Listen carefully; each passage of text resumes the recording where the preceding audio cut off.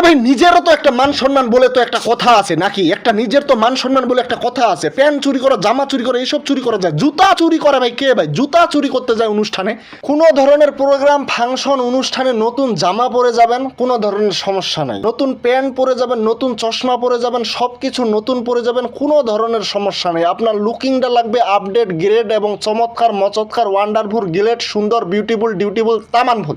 কিন্তু আপনি যদি কোনো ফাংশনে, প্রোগ্রামে নতুন জুতা পরে যান, তাহলে আপনাকে সেই জুতা হারিয়ে বাবা বাড়ি আসতে হবে। এটা একদম কনফার্ম, ফাইনাল, 100% গ্যারান্টি ওয়ালা, একদম গ্যারান্টি। কারণ আপনি যেই ফাংশনে নতুন জুতা পরে যাবেন, সেখানে এমন কিছু কিছু মানুষ পুরাতন জুতা পরে যায়, তাদের পুরাতন জুতাগুলো, নোংরা জুতাগুলো ওইখানে রেখে আপনার নতুন জুতাগুলো পরে চাল্ডিং মারবে, পাল্ডিং মারবে, নুকা ধরে পালাবে আপনার জুতাগুলো, আপনি বুঝতেও পারবেন না। এর জ্বলন্ত প্রমাণ আমি হিন্দু সনাতন ধর্মাবলম্বী। এখন আমাদের হচ্ছে হরিবাসর, অষ্টপ্রহর যে যার নামে চিনে, সেই অষ্টপ্রহরে আমি নতুন জুতাগুলো পরে গেলাম। জুতাগুলো খুলে আমি বসছি কীর্তন শোনার জন্য।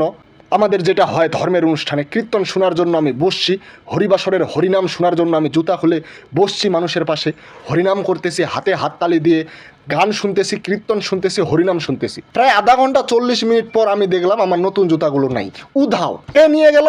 ওই যে সেই সব মানুষগুলো যাদের নিজের, তাদের কিন্তু আবার পুরাতন নোংরা জুতাগুলো রাখে গেছে। আমি যেখানে জুতাগুলো রাখছিলাম, আমার নতুন জুতাগুলো, তার পাশেই তার নোংরা, বালু, ঢিবওয়ালা, গোষ্টা ভরা গন্ধ, পচা পচা গন্ধ জুতাগুলো রাখে চলে গেছে আমার নতুন জুতাগুলো পরে।